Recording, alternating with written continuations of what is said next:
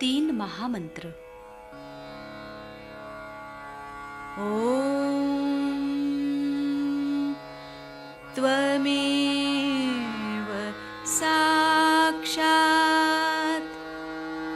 श्री महालक्ष्मी महासरस्वती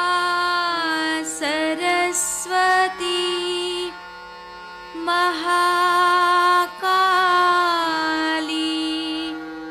त्रिगुणात्मिका कुंडलिनी साक्षात् श्री आदिशक्ति माताजी श्री निर्मला देव्यै नमो नमः। ॐ त्वमेव साक्षात् श्री कल्की साक्षात् श्री आदिशक्ति माताजी श्री निर्मला देव्यै नमो नमः। ॐ त्वमेव साक्षात्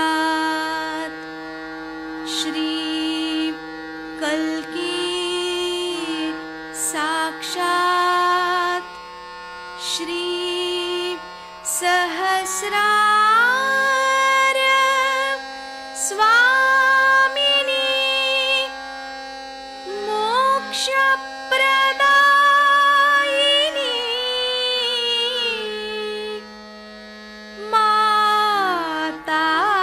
माताजी श्री निर्मला देव्यै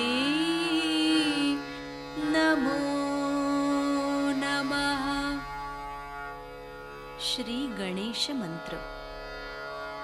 ओम त्वमेव साक्षात् श्री गणेश साक्षात् श्री आदिशक्ति माताजी श्री निर्मला देव्यै नमो नमः।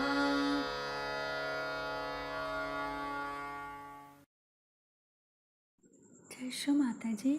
दोनों हाथ माँ के सामने, हृदय में श्री माता जी को देखेंगे। परम पूजनीय श्री माता जी, कृपा करके हम सभी के हृदय में अपना स्थान ग्रहण कीजिए। बार बार श्री माता जी को हृदय में आवाहन करेंगे। श्री माता जी, कृपा करके हम सभी के हृदय में अपना स्थान ग्रहण कीजिए। श्री माता जी, हम सबको क्षमा कर दीजिए, हम सभी अज्ञानी हैं। संपूर्ण चित्त बीचों बीच हृदय में।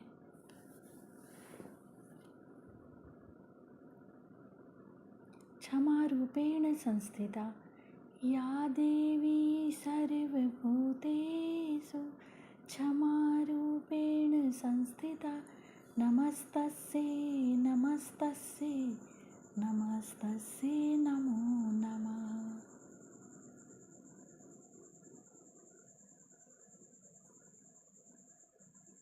धीरे धीरे अपने संपूर्ण चित्त को दोनों हाथों पे अपने चित्त में श्री माता जी को हमेशा रखेंगे।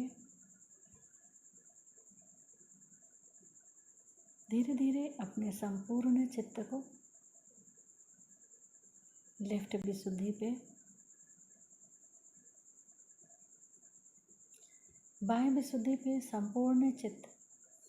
श्री माता जी, आपकी परम कृपा में मैं केवल एक शुद्ध आत्मा हूँ। श्री माता जी, आपकी परम कृपा में मैं केवल एक शुद्ध आत्मा हूँ, इसीलिए मैं दोषी नहीं हूँ। श्री माता जी, मैं बिल्कुल भी दोषी नहीं हूँ। श्री माता जी, मैं बिल्कुल भी दोषी नहीं हूँ। श्री माता जी, मैं बिल्कुल भी दोषी नहीं हूँ। संपूर्ण चित्त बाह्य विशुद्धि पे ही श्री विष्णु माया मंत्र ओम त्वमेव साक्षात् श्री विष्णु माया साक्षात् श्री आदि शक्ति माता जी श्री निर्मला देव्यै नमो नमः।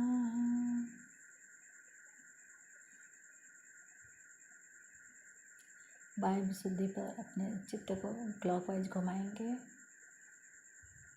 7 टाइम्स।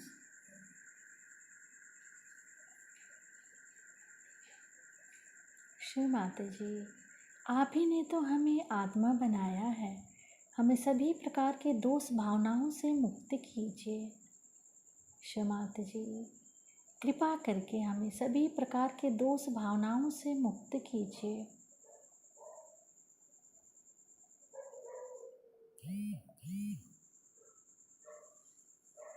धीरे धीरे अपने संपूर्ण चित्त को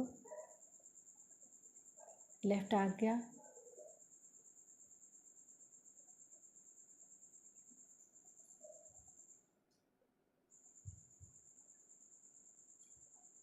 फिर सहस्त्रार। सहस्त्रार पे माँ के श्री चरण कमलों को देखेंगे। माँ के श्री चरण कमलों की परिक्रमा सहस्त्रार पे करेंगे 7 टाइम्स।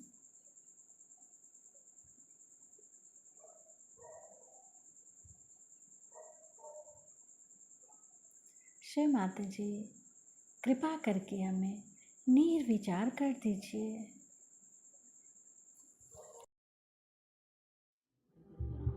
हाँ, आपका क्या हाल है? इस तरह से हाथ करके सब लोग बैठे, इस तरह से बिल्कुल सहज सरल बैठे।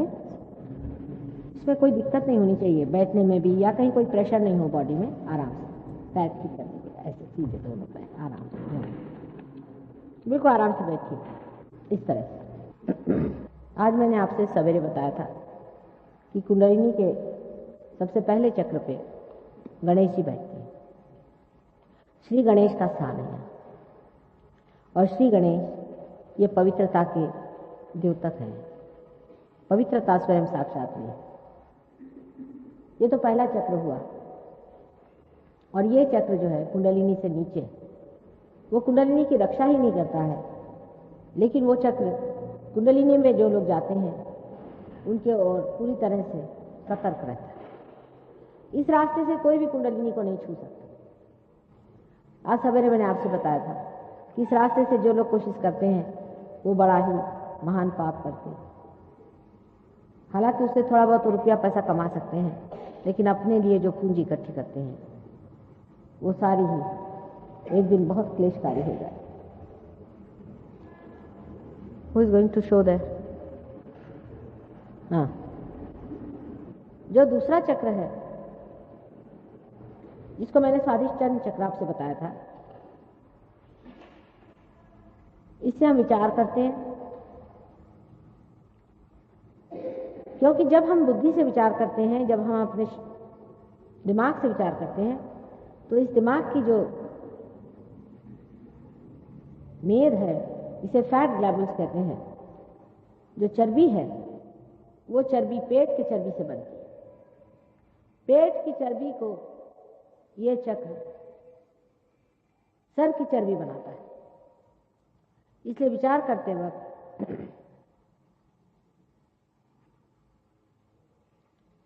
इस चक्र पे बहुत जोर पड़ जाता है। और जब विचार करने की जब आपको आदत लग जाती है, जैसे कि आजकल के आधुनिक लोगों को विचार करने की आदत है बीमारी, तब तो यह काम इतना ज्यादा इसे करना पड़ता है कि इसके कारण बने हुए जो बाकी के काम है वो सब बिगड़ने लग जाते हैं। जैसे मैंने कहा था कि डायबिटीज इसी कारण हो जाता है, क्योंकि पैंक्रियाज भी इसी से संचालित होता है। और क्योंकि ये चक्र दूसरी चीज में व्यस्त हो जाता है, जो दूसरी कार्य की उसकी जगह है वो कमजोर हो जाती है। उसमें से एक पैंक्रियास भी है, उसमें से एक स्प्लीन भी है, लीवर का ऊपरी हिस्सा भी है, किडनी भी है। इसलिए अति विचार करना और अति प्लानिंग करना कोई बड़ी अच्छी चीज नहीं शरीर के दृष्टि से, और समाज की दृष्टि से भी बहुत अच्छी नहीं, क्योंकि मनुष्य अधिक विचार तब करता है जब वो परमात्मा को नहीं मानता। एक हद पे जाने पर परमात्मा पे छोड़ देना ही चाहिए। देवी महात्मा में लिखा है संकल्प विकल्प करो। जैसे अब भाई साहब हैं, आप कहीं कार्य से जा रहे थे, आपने पूरा प्लानिंग कर लिया, रास्ते में एक्सीडेंट हो गया, आपके हाथ में चोट आ गई, आप जा नहीं पाए, काम होने का हो गया, जो होना तो बन गया। बहुत ज्यादा आपने प्लानिंग भी किया समझ लीजिए, और आप टाइम पे नहीं पहुंच पाए तो काम नहीं हो पाए। इसलिए संकल्प नहीं करना चाहिए किसी चीज का कि हम ये करके ही दिखाएंगे या होना है, उसमें विकल्प आ जाता है। जब आप परमात्मा के साम्राज्य में आ जाते हैं तो उसके तरीके चलते हैं, आपको पूरा पता हो जाता है कि कहाँ चलना है, कहाँ जाना है, कैसे करना है, क्योंकि उसका प्लानिंग चलता है ना। अगर भाई साहब हमारे पार हो गए होते समझ लीजिए, तो कभी भी उस रास्ते से नहीं जाते, उस वक्त जाते ही नहीं।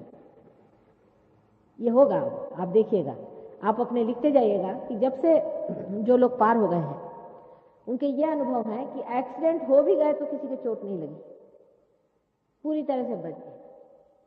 और बहुत से लोग हैं वो जाते ही नहीं, कुछ देर हो जाती है, कहीं कुछ हो जाता है, किसी तक पहुंच नहीं पाते। ये पार होने का बड़ा भारी आशीर्वाद होता है कि अब आप परमात्मा के साम्राज्य में आ गए। जैसे आपकी गवर्नमेंट आपको देखती है, आपकी देखभाल करती है, जब आप परमात्मा के साम्राज्य में आ जाते हैं तो परमात्मा आपकी देखभाल करते हैं, उनकी गवर्नमेंट आपकी देखभाल करती है। इस तरह से जीवन की जो दुर्घटनाएं हैं, जिसे हम दुर्घटना कहते हैं, वो अवॉइड हो जाती है। असल में हर अच्छे आदमी के पीछे में सैटानिक फोर्सेस लगे रहते हैं। जीवन में भी आप देखें, कोई भी शरीफ आदमी है उसके पीछे में सैटानिक फोर्स लगा रहता है। उससे कोई बचाव करने का तरीका नहीं, एक ही उसका तरीका है कि परमात्मा के आंचल में घुस जाओ। ये सब सैटानिक फोर्सेस है जिनकी वजह से आप लोग तकलीफ उठा रहे हैं, जो आपके पीछे हाथ धोकर लगे, आपको परेशान कर रहे हैं। इनसे बचने का तरीका आपके पास कोई भी नहीं, कि वो बड़ी सूक्ष्म होती है, उसकी शक्तियां इतनी सूक्ष्म होती है, आप देख नहीं पाते कब झपाटा मार दे, कब तंग कर दे, कब परेशान कर दे, उसको आप समझ भी नहीं सकते। लेकिन वो असर कर जाती है, जब असर कर जाती है तब आप एक पटात खड़े होते कि साहब हमको तो इसका पता ही नहीं था, कैसे हो जाएगा, कैसे। तो उससे रक्षा करने के लिए परमात्मा का आंचल जब आपके ऊपर रहेगा तो कोई सवाल ही नहीं उठता कि आपको कोई तकलीफ हो। जिस वक्त मृत्यु है तो होती है, उसकी बात और। लेकिन आदमी जब पार हो जाता है तो उसकी मृत्यु नाक मुंह से नहीं होती, उसके सहस्रार से होती है। उसके मुंह में, नाक में खून नहीं आता। अभी तक हमारे सहज योग में आपको आश्चर्य होगा कि सिर्फ 1 या 2 आदमी मरे, हजारों लोगों को हम जानते हैं, वो भी सब 70 साल 75 साल की उम्र के। एक तो 98 साल के मरे और एक 73 साल के मरे। दीर्घायु भी आप हो जाते हैं। अकस्मात मृत्यु जो होती है ये सब सैटानिक फोर्सेस से होती है, क्योंकि आपको उनका अंदाज नहीं, वो किसी वक्त आके आपके ऊपर हाथ मारती हैं और उसलिए आप दुखी होते हैं। और सारी चीज वो गड़बड़ कर देंगे, क्योंकि उनका अपना प्लानिंग रहता है। आपने कोई अच्छा ही काम करने का प्लानिंग किया होगा, लेकिन वो बीच में हाथ मार डाले। लेकिन अगर आपने पहले से प्लानिंग नहीं किया हुआ, वो आपके मन को पढ़ सकती है। जो सैटानिक फोर्सेस होती हैं वो आपके मन को खूब अच्छे से पढ़ लेती है। यहां तक उनका है कि अगर आप उससे कुछ बातचीत करें तो कोई आदमी आपको मिलेगा, बता देगा मुझे पता है माता जी से आपकी क्या बातचीत हुई।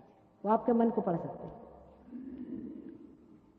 फौरन बता देंगे कि हाँ आपकी आपस में बातचीत हुई थी, क्योंकि आपने सारा प्लानिंग किया हुआ है आपके मन में। वो आपके मन को पढ़ लेते हैं, उनको पता है कि आप इस रास्ते से ऐसे ऐसे जाना है, उनको आपका सारा भेद पता है, वो आप पे असर करते हैं।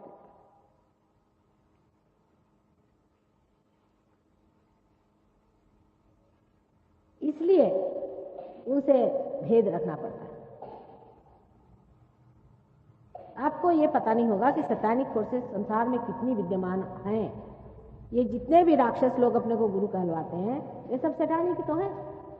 इनकी शक्तियां हिप्नोसिस वगैरह की जो चलती, ये सब सैतानिक, शैतान की शक्तियां, और इससे ये आपके ऊपर असर करते रहते हैं। इन शक्तियों को पहचानने के लिए भी आपको सहयोग में आना चाहिए, जिससे आप समझ सकते हैं कि आपके अंदर कौन सी शक्ति कहां से घुस रही है, किस तरह से आप पे आघात किए जा रही और किस तरह से आपको वो सताने वाली है। अब डॉक्टर लोग हैं जैसे साइकोलॉजिस्ट हैं, वो जानते ही नहीं कि हर पागल आदमी के अंदर कोई ना कोई भूत घुसा हुआ रहता है। वो इसको समझते नहीं, अब उसको विश्वास करते हैं बेचारे, और उसका असर उन पे आ जाता है। अब हमारे यहाँ आज ही वो चले गए साइकियाट्रिस्ट आए हुए थे लंदन से, उनको ये नहीं मालूम कि इनसे अपना बचाव कैसे करना है। जैसे समझ लीजिए किसी को टीबी की बीमारी हो गई, तो हम लोग उससे बचाव करते हैं कि वो बीमारी अपने को लग जाएगी, लेकिन ये शैतानी शक्तियां उससे बचाव करने के लिए हमको कुछ मालूम ही नहीं, हम तो देख भी नहीं पाते कि कौन सी शैतानी शक्ति है। हमारे जो बुजुर्ग थे वो इसको जानते थे, लेकिन हम लोग हो गए अंग्रेज, जैसे मैंने कहा, तो हम लोग इस चीज को नहीं जानते कि शैतानी शक्तियां संसार में किस तरह से कार्यान्वित होती हैं और किस तरह से हमें परेशान करती हैं। लेकिन इसकी मात है, परमात्मा के आगे कोई भी चीज शक्तिशाली नहीं, सबसे शक्तिशाली चीज परमात्मा है। और जब आप परमात्मा के बंदे हो जाते हैं तो वो आपको देखता है और आपको संभालता है। वैसे भी वो आपको संभालते रहते ही हैं, इसलिए थोड़ी मोटी चोट लग जाएगी किसी शरीफ आदमी को, छोटा मोटा हो जाएगा, जैसे आपके हो गया। छोटे बच्चों को आप जानते हैं, ऊपर से बच्चे गिर जाते हैं, उनको कहते हैं देवदूत उठा ले। खासकर विशेष करके जो बच्चे प्रबुद्ध होते हैं, जैसे ये बच्ची है, अब ये पैदाइशी रियलाइज हो रहा है, ऐसे बहुत से बच्चे हैं, ये बचपन से बीमार रहेंगे क्योंकि इनके ऊपर हमेशा शैतानी हल्ला होता है। हमारे अंदर जो लेफ्ट साइड और राइट साइड की जो दोनों नाड़ियां मैंने आपको बताई थी सवेरे, उसे एक साइड में जब लेफ्ट में आप जाते हैं तो कलेक्टिव सबकॉन्शियस है, मैंने सामूहिक सुप्त चेतन, और अगर राइट साइड में आप जाते हैं तो कलेक्टिव सुप्रा कॉन्शियस। लेफ्ट साइड में ऐसे लोग रहते हैं मरे हुए कलेक्टिव सबकॉन्शियस में कि जो अभी तक तृप्त नहीं, आपको परेशानी हो रही तो जो अभी तक तृप्त नहीं है, और जिनकी आत्माएं अभी भटक रही है, लेकिन जो बहुत ही गंदे किस्म के, छोटे किस्म के, चोर उचक्के ऐसे लोग। और दूसरे किस्म के जो लोग होते हैं, जो बहुत महत्वाकांक्षी होते हैं, एम्बिशियस लोग होते हैं, जैसे हिटलर स्टाइल के लोग, ये भी दूसरे साइड में अपने होते हैं, कलेक्टिव सामूहिक। आज एक साहब ने मुझसे कहा कि आप मुझे मंत्र दीजिए माता जी। जो लोग मंत्र देते हैं बड़े धोखे में आपको रखते हैं, आपको पता होना चाहिए। जैसे आपको किसी ने राम का मंत्र दे दिया, आप तो कभी पूछेंगे नहीं कि भाई हमें राम का मंत्र तुमने क्यों दिया। अब आप रटने लगे राम राम राम राम राम। अब राम जो है वो कोई आपके नौकर तो है ना, उनको आप बुला रहे हैं, पुकार रहे हैं, आपका क्या अधिकार है। सोचने की बात है कि जब आपको अधिकार ही नहीं तो आपको बुला कैसे रहा। एक छोटी सी चीज है, हमारे प्राइम मिनिस्टर साहब अभी हैं, उनको अगर आपको मिलना है तो क्या आप उनके पास सीधे जा करके कह सकते हैं कि मुराद जी हमसे बात करिए। उनको मिलने के लिए प्रोटोकॉल होता है, 17 जगह आप जाइए, दौड़िए, इनसे मिलिए, उनसे मिलिए, तब मिल सकते हैं। और जो प्राइम मिनिस्टर हैं वो इतने सस्ते मिल जाएंगे आपको कि आप बस पुकारने लग जाए, वो आके हाजिर हो जाए। हो सकता है राम नाम का कोई नौकर ही हो इधर या उधर फंसा हुआ, जो आपके अंदर घुस आता है और आपको एकदम ऐसा लगता है कि वाह भाई मेरे को तो बड़ी शांति मिल गई, क्योंकि उसने आपका काम ले लिया, वो आपके अंदर आ गया, आपको लगा वाह साहब मेरा तो काम बड़ा जबरदस्त हो रहा है। या आपने जाना नहीं कि आपने अपने को नहीं खोजा है, ये कोई दूसरा ही अपने ऊपर लाद दिया, और ये जो दूसरा लादा हुआ आदमी है इसको अपने एक ही शरीर पर आप लाने चले जा रहे हैं। 5-6 साल बाद आप देखिए आपका शरीर यूं थर लटलटाएगा और आदमी कमजोर हो जाता है। इन शक्तियों से भी परिचित होने की बहुत जरूरत है। सहयोग में आने के बाद जब आपके वाइब्रेशंस आते हैं तब आप देख सकते हैं कि आसपास में किस तरह की शैतानी शक्तियां भी चलती हैं और परमात्मा की शक्ति किस तरह से आपको हर चीज में कामयाब कराती हुई किस तरह से आगे बढ़ाती और किस तरह से वो रास्ता ढूंढ करके और आपको सही रास्ते पर पहुंचा देती। ये देखने लायक चीज। इसके अनेक अनुभव लोगों को आए हैं और आपको भी आएंगे। इसलिए आप पार हो लीजिए और इस चीज को प्राप्त करें। मैंने आपको नाभि चक्र के बारे में भी बताया था कि इस चक्र में हमारी जो खोज है उसके बीज है। जब जानवर खाना खोजता है वो भी इसी वजह से, और इंसान जब परमात्मा खोजता है वो भी इसी वजह से। परमात्मा को खोजना भी मनुष्य के अंदर ही निहित बना हुआ है। इसकी खोज उसके अंदर है, वो चाहे माने या चाहे न माने। जब तक इसको वो पूरा खोज नहीं लेगा उसको तृप्ति नहीं आने वाली। वो अपने को भूखा रखे थोड़ी देर, लेकिन उसको चैन नहीं आने वाली। उसको परमात्मा को खोज के निकालना पड़ेगा। और जब वो परमात्मा को खोजने निकलता है तब चारों तरफ हो जाता है। आप जानते हैं किस तरह के लोग संसार में आकर के परमात्मा के नाम पे कोई भी चीज बेचने के लिए तैयार हो जाते हैं और किस तरह से गलत सलत झूठ चीज आपको बेचते हैं और उनके बारे में कुछ भी कहिए, उनके बारे में इतना अखबारों में निकलता है, छपता है, तो भी में चले जाते हैं। क्यों जाते? क्योंकि एक तरह की मंत्रमुग्धता है, हिप्नोसिस, एक झूठ है। उस झूठ को मानिए और उस झूठ से छुट्टी नहीं पा सकते। बहुत मुश्किल हो जाता है उनको झूठ से छुट्टी पाना। इसके चारों ओर जो आप देख रहे हैं हरा रंग आदि बनाया हुआ है, यही भवसागर है। मनुष्य के अंदर भी ये भवसागर है। इस भवसागर को पार करने के लिए कुंडलिनी को कोई न कोई सोपान, कोई न कोई ब्रिज बनना चाहिए और उस ब्रिज को सिर्फ सहयोग में घटित होता है कि जब आप मेरी ओर हाथ किए हुए हैं या किसी भी आप ऐसे रियलाइज सोल की तरफ हाथ करेंगे तो जो आपके अंदर में चैतन्य की लहरें जाती हैं वो आपके हाथ से गुजर करके नीचे में वहां पर एक सोपान बना देता है। उस सोपान से ही कुंडलिनी ऊपर में चढ़ के आ जाती है। लेकिन अगर इसमें कुछ खराबी हो, इस सोपान में या आपके नाभि चक्र पे या इसके चारों तरफ फैले हुए इस भवसागर में जहां की गुरु के स्थान है, अपने यहां 10 गुरु माने गए हैं असल में। इसको कि प्राइमोर्डियल मास्टर कह सकते हैं, जिसके बारे में मैंने आज बताया था आपसे। लेकिन झूठे गुरु भी बहुत है, बहुत ज्यादा गुरु हैं झूठे। और जिस आदमी ने किसी भी झूठ का पल्ला पकड़ा है उसके लिए कुंडलिनी यहाँ से चलती नहीं, वहीं अटक जाती। उसके 2 चक्र पकड़ते, नाभि और ये। उस पर अगर किसी से पूछा जाए कि आपके गुरु कौन है तो उन्होंने बताया साहब फलाने ढोंगानंद भंगानंद जो भी नंद हो, नाम तो ऐसे उनके रखते हैं कि भगवान ही बेचारा थे, फलाने हमारे गुरु। अच्छा, तो कहा जाए कि भाई वो गुरु तो ठीक नहीं है क्योंकि आपकी कुंडलिनी रुकती है नाभि पर। अब आप हमारे पास पार होने के लिए आए हैं ना, आप अपना इलाज कराने के लिए आए समझ लीजिए। अब आपने कोई बदपरहेजी की तो हमें बताना होगा या नहीं। आपको अगर डॉक्टर कहे कि देखिए आपने खट्टा खाया इसलिए आपको नुकसान हो गया तो क्या आप डॉक्टर से लड़ेंगे कि नहीं साहब डॉक्टर वो खट्टा खाना ही ठीक है? ये तो पागलपन की निशानी। लेकिन उस गुरु को लेकर के झगड़ा खड़ा कर देंगे। जब 1 मिनट में इस बात को मान लें कि हाँ अगर हमारे गुरु ठीक होते तो आज हम पार होते। माँ ने कहा है कि जो असल गुरु होगा तो हम तो उसके शिष्यों से पहचानते, उसके कुंडलिनी से पहचानते। हम तो किसी भी गुरु को नहीं जानते थे। जैसे कोई हमारे सामने आता तो हम समझ जाते हैं कि ये कौन से गुरु के चेले आए हुए हैं। जैसे महाराष्ट्र में एक गुरु थे, वो बहुत अपने को समझते थे, सन्यासी थे। अपने को सन्यासी लोगों से हम लोग बड़े अभिभूत रहते हैं, सोचते हैं वाह वाह वाह वाह सन्यासी आदमी आ गए। तो बस सन्यासियों से तो मैं इतनी घबराती हूँ, मैंने आपसे बताया कि सन्यासियों से बहुत दूर रहना।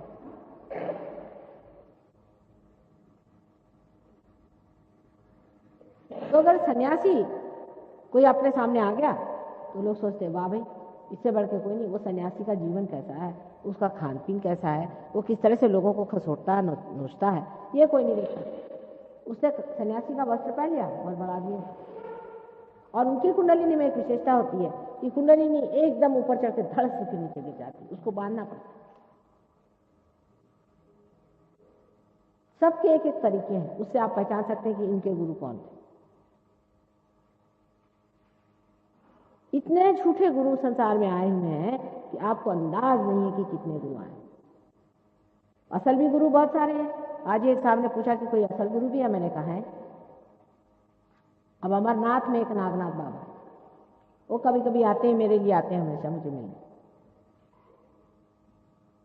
महाराष्ट्र में है गगनगढ़ महाराज, दक्षिण में एक ब्रह्मचारी करके हैं, वो रहते हैं कालीकट। ये ब्रह्मचारी नहीं, रंगून में एक है। ऐसे हैं, काफी लोग हैं, लेकिन वो लोग समाज में नहीं है, शहर से बाहर दूर जंगलों में। गगनगढ़ महाराज सबसे बताते थे कि अब जब माँ ही आ गई तो तुम कहो मेरे पास आते हैं।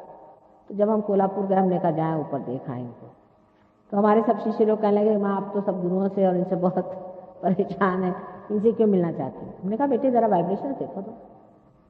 वो 7 मील ऊपर चढ़ना था, हमने कहा हम तो चढ़ के जाएंगे उनसे मिलने। जब उन्होंने ऐसे हाथ किया तो उनके सबके अंदर हाथ में ठंडा ठंडा आने लगा। तो कहने लगे कि चलिए। जब ऊपर गए तो देखा बैठे थे मस्ती में अपने, और बहुत नाराज। कहने बरसात हो रही थी, सब भीग गई आप। अब देखिए कि इन लोगों ने कैसे प्रभुत्व चीज़ों पे कर लिया, बरसात पे, सूर्य पे, ये सब काम इन्होंने किए। लेकिन ये रियलाइजेशन बहुत कम देते हैं। उन्होंने एक आदमी को रियलाइजेशन दिया। मैंने कहा कि भाई आपने रियलाइजेशन क्यों नहीं दिया और लोगों को? तो कहले एक को दिया और कान पकड़े, 25 साल उस पर हमने मेहनत करी हर एक चक्रों पे। बात है उनको टाइम बहुत लगता है, मेरे को तो लगता नहीं ना टाइम, मैं तो इसमें माहिर हूँ, लेकिन उनको बहुत टाइम लगता है बेचारों को। वो बोल रहे थे मुझे को हजारों वर्ष लगे एक वाइब्रेशन पाने में।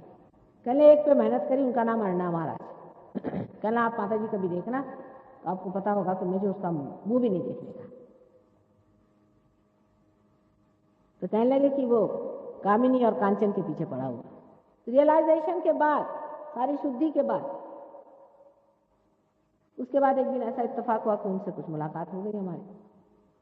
किसी के यहाँ आए हुए थे, बदतमीजी शुरू थी उनकी पूरी समय, औरतें औरतें भी लेकर बैठे हुए थे। तो हमें कहने लगे कि हमारे महाराज जो हैं आप मुंबई आते हैं आपसे मिलने के लिए। उनकी 108 वर्ष की उम्र है इन महाराज की, जिनकी बता।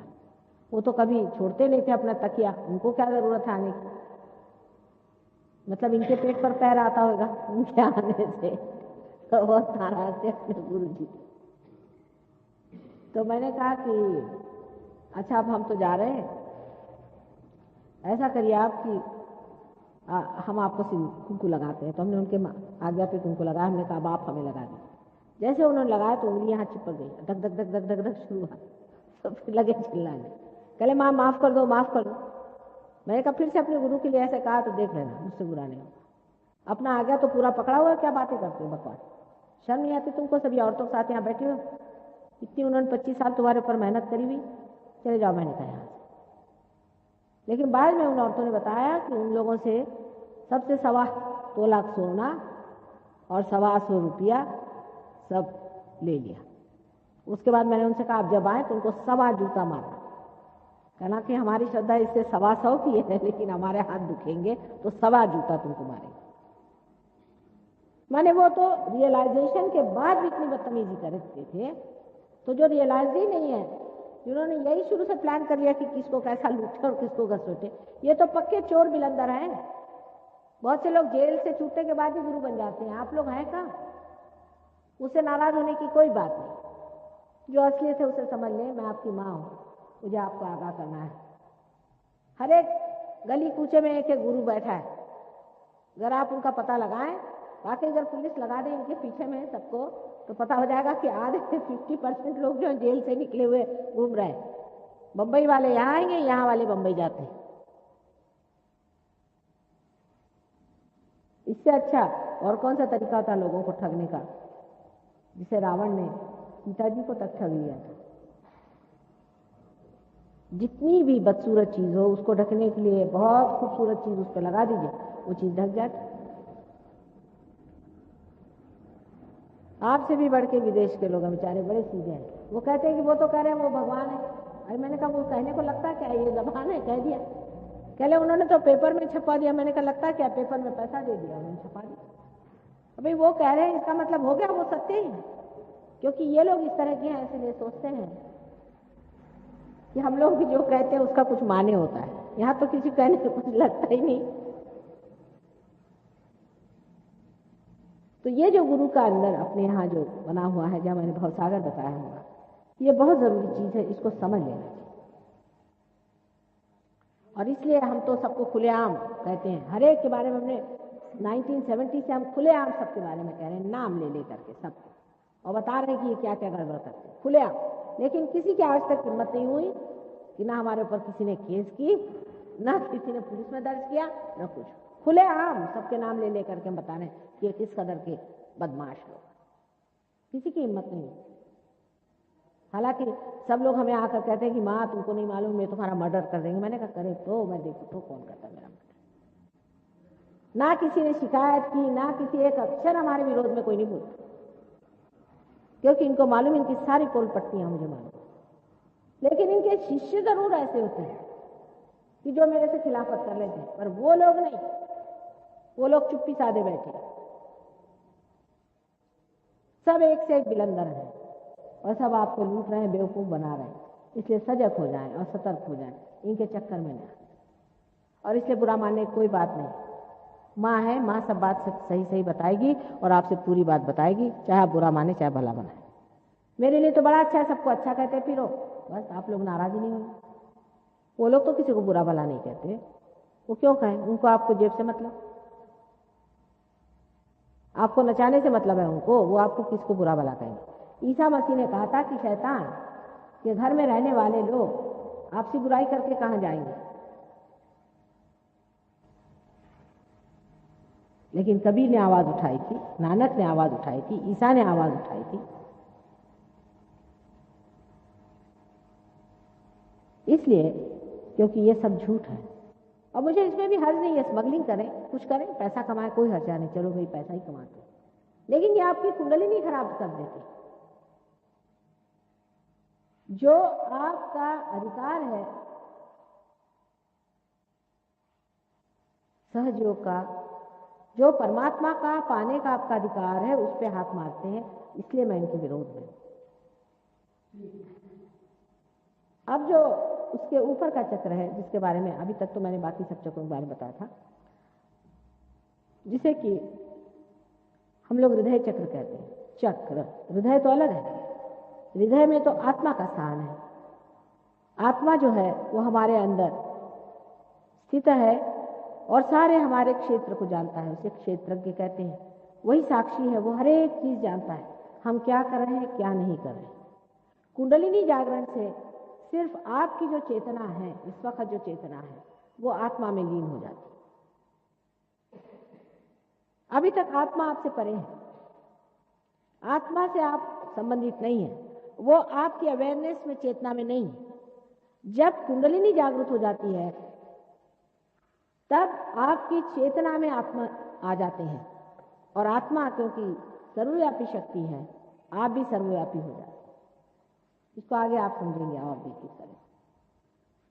अब ये जो हृदय चक्र है, ये बीचों बीच में है, ये आपकी माँ का, देवी का है, जगदम्बा का है, जो कि पहाड़ों में बहुत प्रसिद्ध है, उनका यह स्थान है।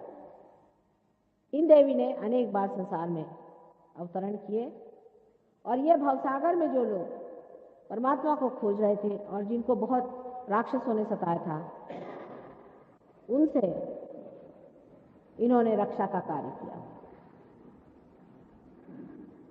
ये रक्षा करती है। इसी का रक्षा का अगर स्थान खराब हो जाए, जिसे सेंस ऑफ इनसिक्योरिटी कहते हैं, तो ये चक्र है धक धक करने लग जाता है। औरतों को जब इस तरह की चीज हो जाती है तो उनको ब्रेस्ट का कैंसर हो जाता है। अगर वो इनसिक्योर फील करें तो उनको ब्रेस्ट का कैंसर हो जाता है। अस्थमा की बीमारी भी इसी चक्र के खराब होने से होती है। इस और इस चक्र के कॉम्बिनेशन से होती है, जिसे हम विशुद्धि चक्र कहते हैं। अस्थमा की बीमारी भी ऐसी ठीक हो सकती है 2 मिनट के अंदर। हमने कश्मीर के जो गवर्नर सहाय साहब थे, उनकी 25 साल की अस्थमा की बीमारी एक क्षण में ठीक कर दी। एक क्षण के। जब ये चक्र जागृत हो जाता है, जब आपके अंदर जगदम्बा जागृत हो जाती है, तो आपकी सुरक्षा बन जाती है, आप अपने को सुरक्षित महसूस करते हैं। इसलिए ये चक्र बहुत ही महत्वपूर्ण है। और इस चक्र को किस तरह से ठीक किया जाता है, ये भी अगर आप हमारा पैम्फलेट पढ़ें, इंग्लिश की किताब में बहुत अच्छे से लिखा हुआ कि इस मंत्र जागरण से ये चक्र ठीक होता है। इसके ऊपर ये जो चक्र है, ये मनुष्य के लिए बहुत ही महत्वपूर्ण है। ये पीछे में इस जगह इसको विशुद्धि चक्र कहते हैं। इस विशुद्धि चक्र से 16,000 नाड़ियां चलती। ये श्री कृष्ण का चक्र, इसमें श्री राधा कृष्ण बसते हैं। इसकी लेफ्ट साइड में विष्णु माया, आदि माया जो कि उनकी बहन है वो रहती है, और इस राइट साइड में रुक्मिणी और कृष्ण का स्थान। रामचंद्र जी का स्थान सुषुम्ना पद से हट करके इस साइड में, राइट साइड में, हृदय चक्र से राइट साइड में है। क्योंकि आपको मालूम है, उन्होंने अपने को पूर्णतया मनुष्य बनाने के लिए अपनी अवतार की दशा से हटा लिया था। वो अपने को मर्यादा पुरुषोत्तम कहते थे, हालांकि थे तो अवतार ही। नाभि चक्र में सारे ही उत्थान हुआ है। जो दशावतार हुए हैं वो नाभि चक्र से शुरू हुए। फिर 7वां अवतार आप जानते हैं, छठा अवतार रामचंद्र जी का था, वो यहां पर। उसके बाद कृष्ण का अवतार है। कृष्ण से पहले परशुराम का अवतार हुआ, उनका भी होना जरूरी था। परशुराम का अवतार इसलिए हुआ था कि वो संसार में आकर के अपने बल से लोगों का कल ठीक करे। क्योंकि टेढ़ी खीर, आदमी की बुद्धि सीधे उंगली ठीक नहीं होती, तो उन्होंने अपने जोर से और अपनी शक्ति से लोगों को पहले तैयार किया, और फिर जब वो आ गए तब उन्होंने श्री राम के बारे में बताया कि यही श्री राम है।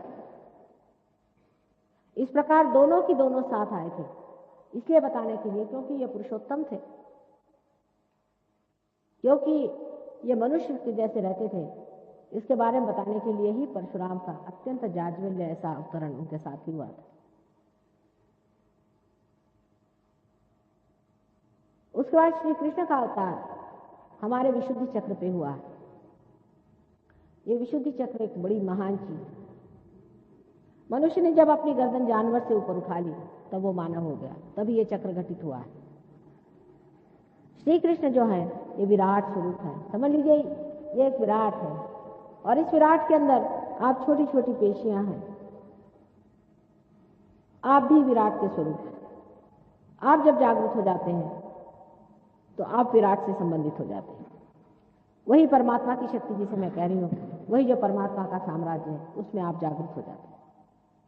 सारी पेशियां इस तरह से जब जागृत हो जाती हैं तो पूरा विराट जागृत हो सकता है। ये विराट की शक्ति है। अब मोहम्मद साहब ने जो अल्लाह अकबर का नारा लगाया था, वो इसका मंत्र है। आपको आश्चर्य, ये उंगलियां कान में डालकर, ये उसकी उंगलियां हैं। देखिए कितने कायदे की बातें वो कर गए। ये उसकी उंगलियां हैं, यही विशुद्धि की उंगलियां। अगर ये उंगली पकड़ जाए तो समझना चाहिए विशुद्धि चक्र पकड़ा। और आप अगर पूछेंगे तो बताएंगे भी कि हाँ मुझे मेरा गला खराब। इस उंगली को कान में डाल करके जब आप सर ऊपर करते हैं और अल्लाह अकबर कहते हैं, अकबर का मतलब विराट से होता है, तो एकदम विशुद्धि चक्र खुल जाता है।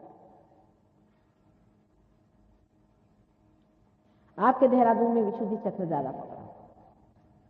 इसके अनेक कारण हो सकते हैं, उसको आप समझ लें जो भी आपके अंदर हो। एक कारण ये हो सकता है कि आप जरूरत से ज्यादा सिगरेट पीते हो या तंबाकू खाते हो, उससे विशुद्धि चक्र पकड़ता है। दूसरा कारण यह हो सकता है कि आप गलत ध्यान धारणा करके और कोई गलत मंत्र कहते हैं, उससे भी विशुद्धि चक्र पकड़ता है। तीसरी चीज है कुछ सर्दी जुकाम का भी आपको ठीक से ख्याल न रहे और आप अब परहेजी जो चीजें वो खाते हो और अपने गले को खराब करते हो, उससे भी विशुद्धि चक्र पकड़ता है।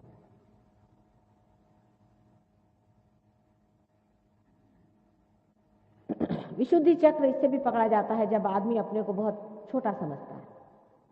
जब वो ये सोचता है कि वो विराट का कोई हिस्सा नहीं है, जब वो ये नहीं समझ पाता कि अगर वो बूंद भी है तो वो सागर हो सकता है, तब भी विशुद्धि चक्र पकड़ता है, जिसको कहते हैं न्यूनगंड, इंफीरियरिटी कॉम्प्लेक्स। पांचवी चीज है, जब उसको माँ बहन का ख्याल नहीं रहता है, तब उसकी लेफ्ट विशुद्धि पकड़ जाती है। या जो आदमी बहुत क्रोध से बातें करता है और दुष्टता से व्यवहार करता है, उसका भी विशुद्धि पकड़ जाता है। ऐसे अनेक कारण हैं, उसमें से जो भी कारण हो उससे हमें मतलब नहीं। गले में ऐसी कंठमालाएं पहन ले। कल एक साहब आए हुए थे, पता नहीं आज आए हैं कि नहीं, जिन्होंने कोई माला पहनी, आप ही, उनके साथ ही एक साहब बैठे हुए थे। तो हमने उनसे कहा कि आप माला निकालिए, तो नाराज हो गए। फिर बाद उन्होंने निकाल भी दी। फिर आपसे हमने पूछा, ये अपने चुपचाप पहने बैठे हुए थे अंदर में, तो हमने इनसे पूछा कि आपके पिताजी कहाँ हैं, उनका स्वर्गवास हो गया। मैंने कहा आपने कुछ पहना है? कल हाँ, उनकी दी हुई कोई चीज है। तो कहने मान गए माता जी आपको, उनके गुरु ने दी हुई चीजें पहन के अंदर बैठे हुए थे और वो उंगली पर आ गया। वो कैसे? बहुत सरल चीज। राइट हैंड पे ये जो है, ये हृदय चक्र राइट हैंड का जो रामचंद्र जी का है, वो पिता का लक्षण है। इसमें चमक मार रही थी, इस उंगली में चमक मार रही थी, इसलिए मैंने आपके पिता के बारे में पूछा। और वो इतनी जोर की चमक थी कि उसे मैं समझ गई कि कोई न कोई उनकी दी हुई चीज आपने पहनी होगी, या आप भी समझ लेंगे। वो तो उन लड़कियों ने से ही बता दिया था, मैंने तो बताया नहीं, पहले लड़कियों ने आपसे बता दिया।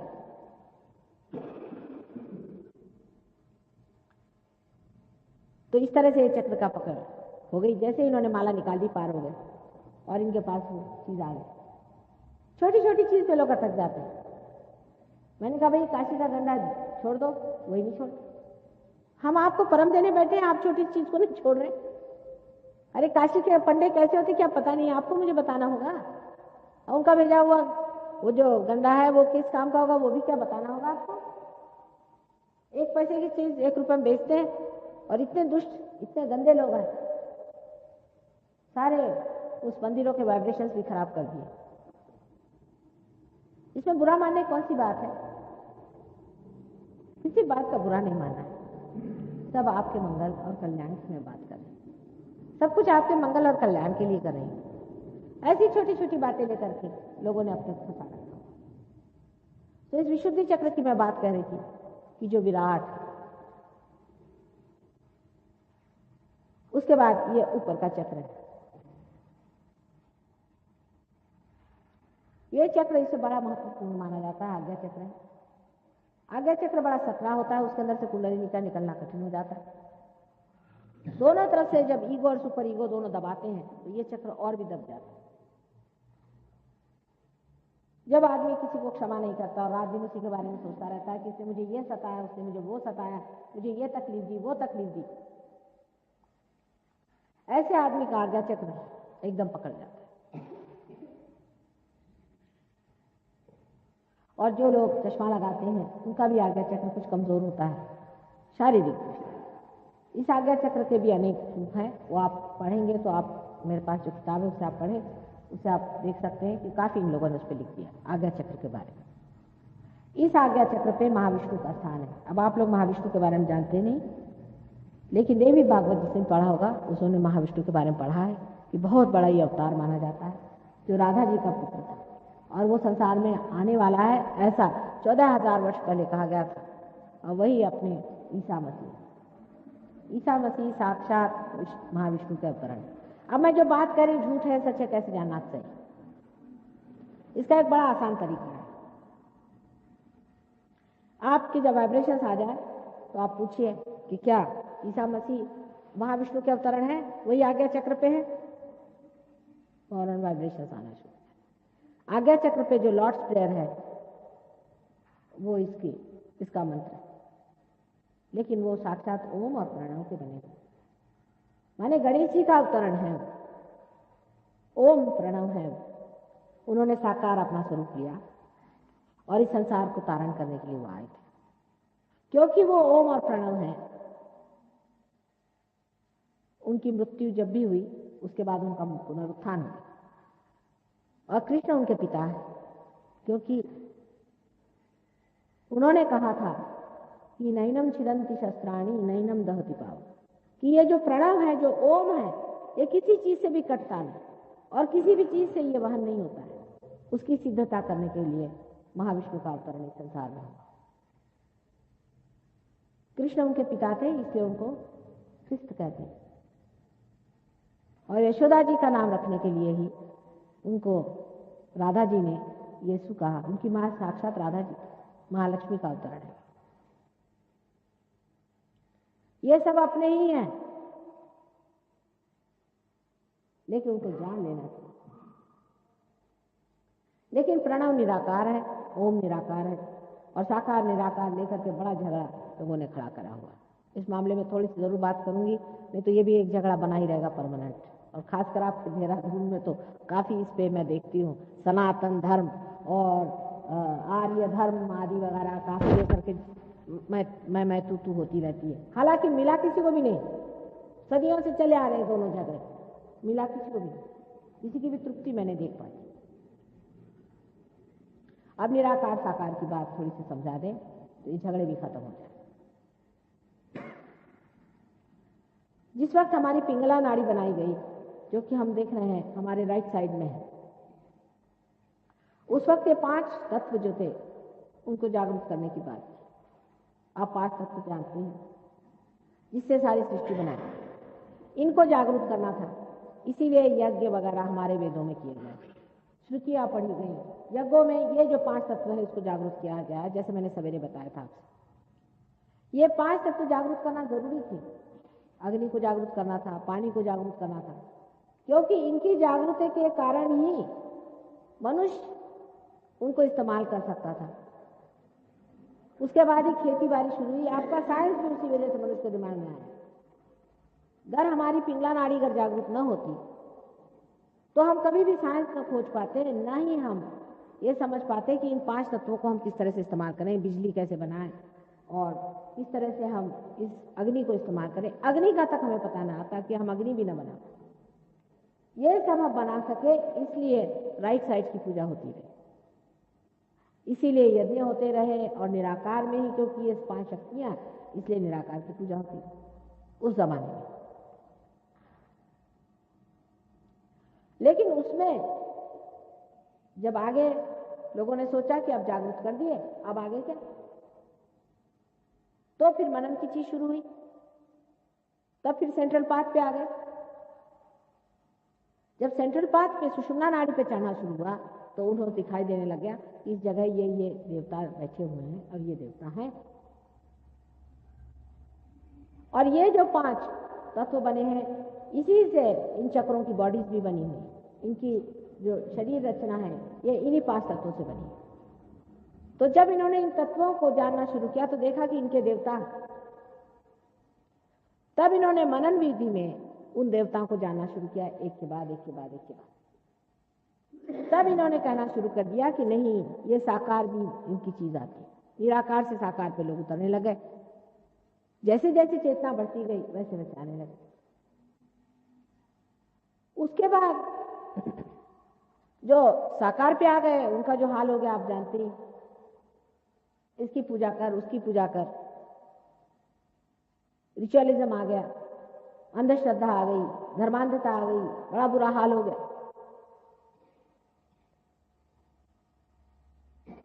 तब फिर एक बड़ा भारी आंदोलन हुआ। इतना ही नहीं, मोहम्मद साहब जैसे लोग संसार में पैदा हुए, क्राइस्ट संसार में आए, इन्होंने सबने कहा कि निराकार ही की पूजा, साकार को खत्म करो। हालांकि बड़ा गोपनीय है सब कुछ लिखना। बाइबल में लिखा हुआ है कि जो कुछ पृथ्वी ने बनाया हुआ है और जो कुछ आकाश ने बनाया है उसका प्रतिरूप न बनाइए। ये बड़ी मार्मिक चीज है। इसको अगर ईसाई लोग समझे तो समझ ले कि मूर्ति पूजा क्या है। अब पृथ्वी ने कौन सी चीज बनाई हुई बताइए आप, उसकी प्रतिरूप करके उसकी पूजा नहीं करना चाहिए। पृथ्वी ने जितने भी स्वयंभू लिंग है ये बनाए हुए हैं। अभी ईसाइयों से कहिए कि जितने स्वयंभू लिंग है ये पृथ्वी ने स्वयं बनाए हैं, और इसके प्रतिरूप आप कोई भी बनाए वो पूजनीय होता ही नहीं, क्योंकि इम्परफेक्ट है। इसका भी एक कोएफिशिएंस होता है, इस आकार का भी एक कोएफिशिएंस होता है। उस आकार के कारण ही चैतन्य बहता है, और हुबेहूब वैसा आकार बनाना असंभव, और जो बनाता है वो भी रियलाइज सोल होना चाहिए, और वो उसे बेचना नहीं चाहिए उसको। इसलिए जितनी भी मूर्तियों की हम पूजा करते हैं अधिक सब इस हिसाब से 0। अब आप जाकर के देखें, रंजना का एक गणेश जी है, बिल्कुल गणेश की रूप, बिल्कुल गणेश का, और ये पृथ्वी के अंदर से निकले हों, किसी ने उनको हाथ भी नहीं लगाया। अभी अनादिकाल से बात चली आ रही, मैं खुद देखने गई, इतने वाइब्रेशन उस गणपति में है, जैसे कि कोई जागरूक वहां समाधि लगाई हुई हो, इस तरह से उनमें जागरूक वाइब्रेशन आते हैं। इसीलिए कहा गया था कि उसके प्रतिरूप मूर्ति न बना। अब हम लोग हैं, इसको देखिए वही मूर्ति बनाने बैठ जाता, हर एक चीज की मूर्ति बना करके बैठ गए, उसको पूजने बैठ गए। उसका कोएफिशिएंट है या नहीं, उसमें चैतन्य है या नहीं, वो जागरूक है या नहीं, इसको तो हम देखते हैं। इसलिए मूर्ति पूजा का खंडन इस तरह से उन दिनों में ईसा मसीह के समय में हुआ, क्योंकि मूर्ति का मतलब यह गए वहां पर पैर पड़ना शुरू कर दिया, ये करना। अब काबा के अंदर जो पत्थर है वो साक्षात शिवलिंग है, पृथ्वी से निकला हुआ शिवलिंग है वो, उसे मोहम्मद साहब जानते थे।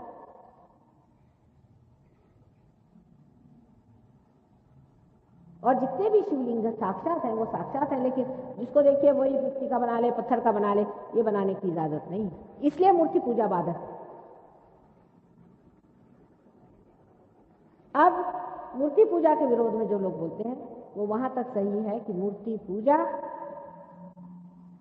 जो कि मूर्ति झूठ मूठ में बनाई गई उसकी नहीं होनी चाहिए, यहां तक वो सही है। लेकिन साकार परमात्मा नहीं होते हैं, ये कहना बहुत गलत बात है। इसका मतलब है आपने वन साइडेडनेस ले ली। उसकी वजह दूसरी थी कि जब साकार की पूजा लोग करने लग गए तो लोगों ने देखा कि इस कदर वो गलत हो गए। समझ लीजिए कि हम आपसे कहें कि आप शहद को खोज लाएं, तो हम आपसे कहें पहले फूलों का वर्णन कहें कि फूल ऐसा होना चाहिए या ऐसा फूल मिलेगा, उसमें शहद मिलेगा। आप गए देख के चले, हाँ भाई फूल मिल गया, आप फूलों की पूजा करने लगे, शहद आपको नहीं मिलेगा। बातचीत से शहद नहीं मिल सकता, सिर्फ फूलों की बातचीत होती रही कि फूल ऐसे होते हैं, फूलों में ये करना चाहिए, फूलों को ये करना चाहिए, शहद नहीं मिलता बातचीत। तो उन्होंने कहा कि फिर भाई शहद नहीं मिला, चलो शहद की बातचीत कर। तो दूसरी बातचीत शुरू कर दी निराकार की, वो भी बातचीत ही बातचीत है, दिमागी जमा कर। आप चाहे शहद की बात करो चाहे फूल की बात करो, आपको शहद नहीं मिल सकता जब तक आप स्वयं ही मधुकर न हो जाए। जब तक आप स्वयं ही मधु को पाने के योग्य न हो जाए तब तक आपको शहद नहीं मिलेगा। फूल भी जरूरी है और शहद भी जरूरी है, और शहद को पाने के लिए आपका भी वो होना जरूरी है जिसे मधुकर कहते हैं।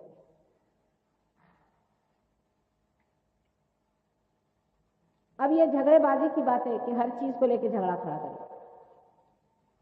सत्य एक है, उसमें कभी झगड़ा नहीं होता। अब उस जमाने में, जो पहले जमाने में जबकि सिर्फ हम अपने 5 तत्वों को प्रबुद्ध कर रहे थे, उस चीज को लेकर के और आज झगड़ा खड़ा करने की कोई जरूरत नहीं।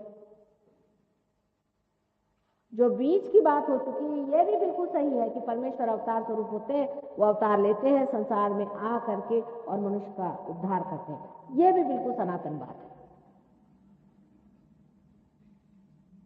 और यज्ञ करना भी सनातन बात है, जिसके कारण आप ये 5 एलिमेंट्स हैं अपने अंदर उसकी शुद्धि करें, क्योंकि अगर आपके चक्र शुद्ध नहीं हुए तो मेरा कहना भी व्यर्थ हुआ। वो भी जरूरी चीज है और आत्मा का जानना भी जरूरी है। अगर इसको समझ लें तो सारा झगड़ा खत्म हो जाए और व्यर्थ की बकवास कर करके हजारों किताबें लिख करके जिस तरह से आप लोगों ने झगड़ा खड़ा कर दिया है वो सब बेकार। अब कल ही एक साहब आए थे तो कह ले मैं गायत्री मंत्र कहता हूँ। भाई क्यों कहते हैं आप गायत्री मंत्र? वो पार नहीं हो पा रहे। मैंने कहा कि अच्छा आप कहिए कि आप गायत्री देवी के बारे में पूछें। कहले हम तो मानते नहीं वो साकार होती। अरे आप मानते नहीं तो किस आधार पे नहीं मानते? क्योंकि आप आर्य समाजी फैमिली में पैदा हो गए, आप आर्य समाजी बन गए। मनुष्य की स्वतंत्रता कहाँ गई? क्योंकि आप हिंदू पैदा हो गए, आप हिंदू बन गए। हो सकता था आप मुसलमान पैदा हो जाते, हो सकता था आप कहीं अफ्रीका में पैदा हो सकते थे। जब आपका पुनर्जन्म है ही तो आप कहीं भी पैदा हुए होंगे। शायद हो सकता है आप पूर्व जन्म में बड़े कट्टर मुसलमान होंगे और आज बड़े कट्टर आप ब्राह्मण बने बैठे, हो सकता है। और होता ही है, एक अति से आदमी दूसरी अति में हमेशा उतरता है। एक कट्टरता को लेकर चलता है तो दूसरी कट्टरता में उतरता है। सत्य कट्टर नहीं है, सत्य साक्षात है।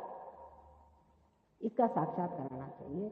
सूझबूझ इसमें है, सुज्ञता इसमें है, इसमें विस्तार कि वो जो सत्य है उसे हमें पाने का है, उसी को हमें लेने का है, और असत्य हम नहीं चाहते। आज यही हो रहा है। आपके जो जवान बच्चे हैं ये परमात्मा पे विश्वास नहीं करते। उनको मेरी बात भी बेकार लगती शुरू में। सभी विश्व में ये बात आप ही की बात ये नहीं, आपसे कहीं अधिक और जगह ये हो गया, कहीं अधिक और जगह हो गया है कि जहां लोगों ने परमात्मा से विश्वास छोड़ दिया। अल्जीरिया के एक हमारे शिष्य हैं, इंजीनियर हैं, वो हमारे पास आए थे, मुसलमान हैं वो लोग सब। वहाँ के जितने भी पढ़े लिखे लड़के हैं, इंजीनियर, डॉक्टर्स, आर्किटेक्ट्स वगैरह, उनको परमात्मा में विश्वास नहीं। उनमें से ये महाशय जी थे। ये किसी तरह से हमारे पास आ गए और पार हो गए। एक विश्वास को धर्मांधता से निकल करके और अविश्वास की ओर जब मनुष्य झुकता है तो बीचों बीच सहयोग से पकड़ सकता है।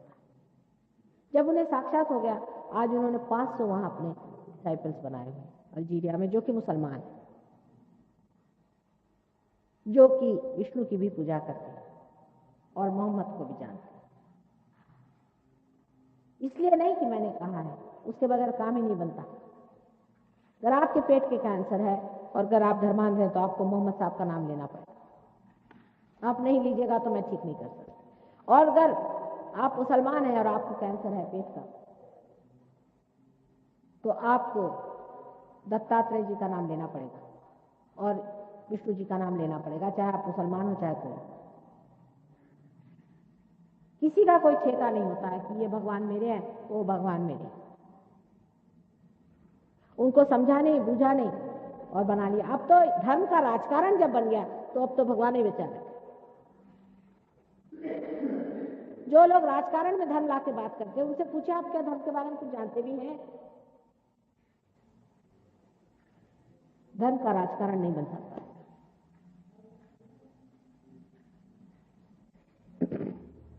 आपको मैंने विशुद्धि चक्र के बारे में बताया, अब आज्ञा चक्र के बारे में बताया। जब कुंडलिनी आज्ञा चक्र को छेदती है तब आप निर्विचार हो जाते हैं, निर्विचारिता आप में बैठ जाते हैं। यह भी चक्र यहाँ बहुत पकड़ता है, पता नहीं क्यों आप क्षमाशील कम है। क्षमा करना चाहिए, क्षमाशील होना बहुत जरूरी है, क्योंकि अगर हम क्षमाशील नहीं तो परमात्मा भी हमें क्षमा नहीं करेगा। हमें बहुत तकलीफें होती हैं दुनिया में, माना है, लेकिन हमको क्षमा करना चाहिए, इससे परमात्मा भी हमें क्षमा करे। नहीं तो परमात्मा क्यों हमारी गलतियां क्षमा करेगा? इससे भी आज्ञा चक्र बहुत पकड़ता है।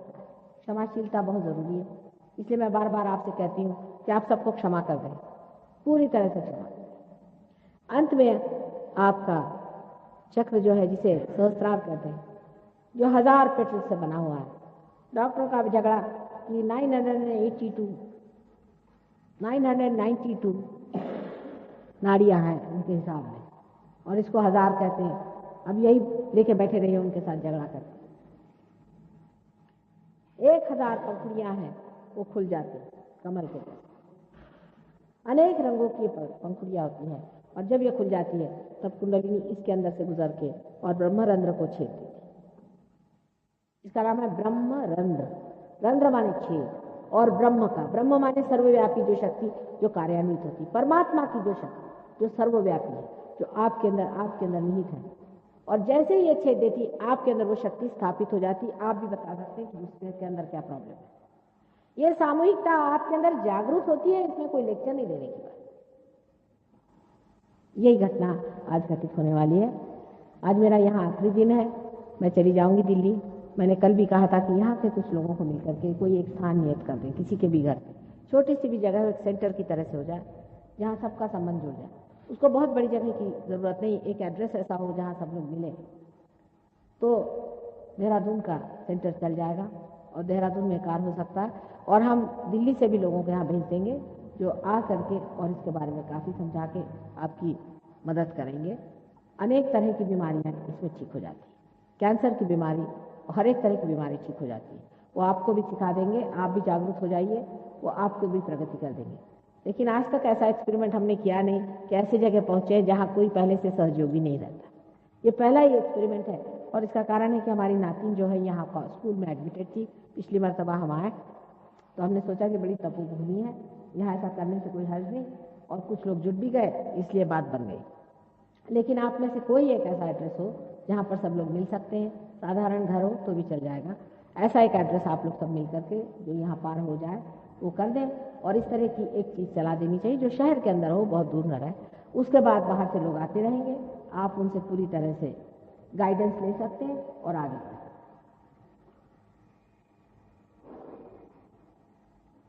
अब ये साहब बैठे, इन्हीं का अनुभव देखिए, सवेरे इनके वाइब्रेशंस नहीं आ रहे और किसी तरह से रुकावट हो रही थी। तो किसी ने, हमारे परदेसी ने या किसी ने इनसे कहा कि आप पूछिए कि माता जी कौन है। बस ये कहते ही साथ दर दर दर हाथ में इनके वाइब्रेशन शुरू। उनको बड़ी हंसी आई अपनी बात पर भी। ऐसा ही चमत्कार होता है, एक चीज़ पर आदमी रुक जाता है, एक छोटी सी चिंगारी भी आँख में चल जाए या तिनका चला जाए तो सारा आकाश आपके आँख से लुप्त हो जाता है। उसी तरह की छोटी छोटी चीज़ पर हम उलझे रहते हैं। ऐसी अगर कोई छोटी चीज़ है उसे निकाल देना चाहिए और निकाल दे सकते। आप लोग सब इस तरह से हाथ करके बैठे ही हैं, अब इस तरह से बैठे रहिए, मैं सबको देखती। कोई प्रश्न हो तो पूछिए, एक आध कोई प्रश्न हो तो पूछिए, पर बेकार को प्रश्न पूछने में समय नहीं बर्बाद करना चाहिए। जो चीज़ आपके अंदर होने की उसको घटित होना चाहिए, या आपकी अपनी संपदा है उसे पालें। अब छोटी छोटी बातों पे लोग उलझ जाते हैं। अभी कोई बता रही थी कि हम एक अंगूठी पहने थे, उसी के लिए कहने लगे कि माता जी ने हीरे की अंगूठी क्यों पहनी। भाई हमारे पास बहुत ज़्यादा अंगूठियाँ हैं और हमारे पति चाहते हैं कि हम सब अलंकार से लिप्त रहें और सब हमारे पति की गाड़ी कमाई है। यहाँ लोग जो हमारे पति को जानते जानते हैं बहुत ईमानदार आदमी, कोई ना बेईमानी पैसा नहीं कमा। लेकिन आश्चर्य की बात है कि वो अंगूठी हीरे की नहीं है, वो झूठी अंगूठी, वो किसी ने हमको प्रेम से दे दी थी जब हमने पहने। ये देखिए, ये माया के चक्कर देखिए, वो बिल्कुल झूठी अंगूठी है। हमारे पास अपनी बहुत सारी है हीरे की, लेकिन वो झूठी अंगूठी हम पहने थे प्रेम के पीछे, वो चक्कर चले। उसी पैटर्न में हम किसी से एक पैसा कभी लेते नहीं, ना आप हमें दे सकते।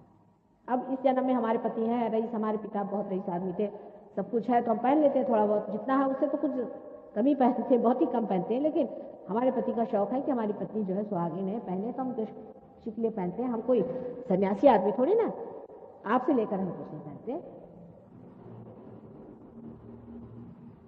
जो परंपरागत हमें पहनना वो हम पहनते हैं, कोई हम सन्यासी नहीं है, हम कोई साधु बाबा नहीं है, और उसमें हमें कोई छूट बात बताने की भी नहीं। तो हमने ये क्यों पहना, वो क्यों पहना, इस तरह की फालतू की बात करने से क्या फायदा था।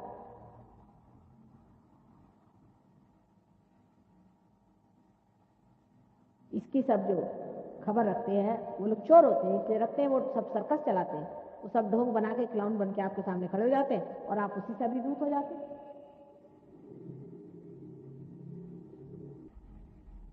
यहाँ ये समझना चाहिए कि आपको लेना है, हमें नहीं, हम देने बैठे हैं। आपको नहीं मिला तो आपका डिस्क्रेडिट है, आपके लिए वो गलत रहेगा, आपके लिए नुकसान दे रहेगा, हमारे लिए नहीं। आज सवेरे भी मैंने कहा था मुझे आपसे कुछ नहीं लेना, वोट भी नहीं लेना, इलेक्शन भी नहीं लड़ना, कुछ भी नहीं,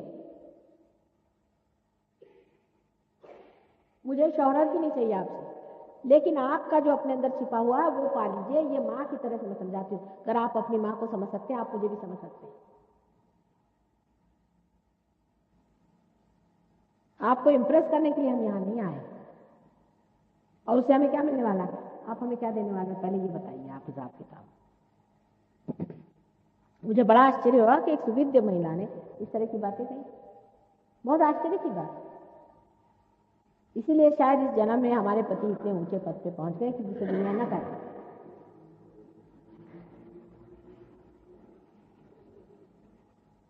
क्योंकि लोग इतने बेवकूफ होते हैं, इस कदर बेवकूफ होते हैं कि सत्य को कभी पहचाना ही नहीं चाहते।